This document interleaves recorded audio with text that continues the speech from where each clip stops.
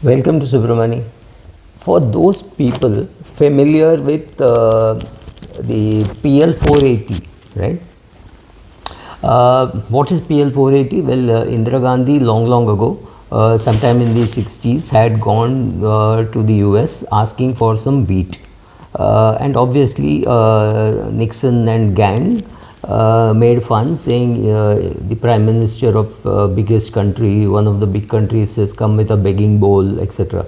It must be very demeaning for sure, right? I mean, you look at the beggars asking for food, you know how demeaning it is to be begging for your hunger. But that's what India was, right? Then the Americans gave us grains, which our commies said is unfit for human consumption, but we had no choice but that PL 480 wheat used to come by shiploads, and India had to depend on that. Then was launched the Green Revolution. Why am I saying all this? Because it's nice to see India being able to export food inflation to the world. What exactly is happening? India has not had a great monsoon this year. August has been one of the driest, and perhaps anticipating this, the government of India had banned rice, some types of rice export, non-basmati rice exports, and they banned wheat exports, right? So some of these things, and this has meant there is food inflation in the world. So the allegation is India is exporting food inflation. Now this is very funny, because on one side the same media will say, oh, but Narendra Modi has not been able to double farmers' income. Please understand, when you increase farmers' income, grain prices have to go up, you have to pay more. So I won't pay more, but farmers' income has to go up, cannot exist, right? So farmers will charge more. It's sad that maybe the intermediaries make more money than the farmer, but only when the size of the pie increases will the farmer get more. So food inflation is going to hit us hard. And funnily, this country which had dependent on arms, not just food grains, on arms internationally 30-40 years ago, is today, maybe 50-60 years ago, today is able to dictate world prices, right? We saw a huge jump in tomato prices, especially in studios, because when the studios were alleging that it was 200 rupees, on that same day I could get it for 130 rupees. So there was a disconnect, but anyway, I'm not getting into the politics of it.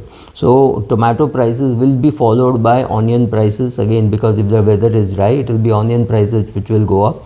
And in a way, I'm happy that rice and sugar exports are likely to be banned or come under a heavy duty, because these are two products which is actually exporting water. These are extremely water sensitive, water consuming crops. So when these crops are banned, it means less water is being exported. So nice to see India having inflation. It means the farmer is going to get a better price. The weather not being good in August is bad, especially considering that many state elections and a big general election is looming. So the government will have to take drastic steps. I'm sure 40% duty in onion export is just to start with. It will get more progressively worse, but the world will have to be worried about from where are they going to get food. Is India the only problem in the world food chain? No, not true. The Ukraine-Russia war, where Ukraine has threatened to bomb ships carrying anything, so which means a lot of trade is being impacted by that also. And Ukraine, remember, used to be a world granary. It used to export a lot of grain, so that has got stuck. So two causes, bad monsoon in India and the Ukraine war, means world food prices will go up. And these are all, I have no solutions for it, but I'm just saying it is funny to see that India, which used to beg for food not very long ago, remember in country histories, 50 years is not very long ago, is today able to decide the price of international commodities, because 30-40% of world rice production we are able to control. And there is Japan and US, both countries with normally low inflation, have both reported a rise in the food inflation. Uh, Needless to say, I'm sure Mr. Narendra Modi and Mr. Jaishankar know exactly what is to be done. But the world suddenly woken up to a huge food problem caused by the Indian ban on exports, and they're worried that the world poor will suffer. Now, this is quite a joke. I'm sure the IMF and the World Bank and all these big daddies, the UN, can put together enough money to really save the sub-Saharan Africa and Asia. They don't expect a subsidy from government of India, so that's a bluff. The world economy is not growing very fast, so the demand is a little subdued, but still the demand for food cannot be subdued just because there is a recession or China is slowing down or things like that. I can understand demand for metals, but food is very unlikely to go down. So the food inflation hitting US and hitting India is going to be pretty severe. So when inflation is high, the chances are the interest rates won't go down in a hurry. Am I saying that the interest rates in India will go up? Maybe not, but there is no great hurry for it to go down. Neither will it go down very fast in the US. Will it go up in the US? I'm not sure, but US is no longer able to export inflation. Will India be able to export its inflation? Not really, because we may just stop exporting many of the products which are needed for domestic demand. So tomato, onions, wheat, sugar, rice, right, all these things, which is in a way good, because we won't be exporting our water.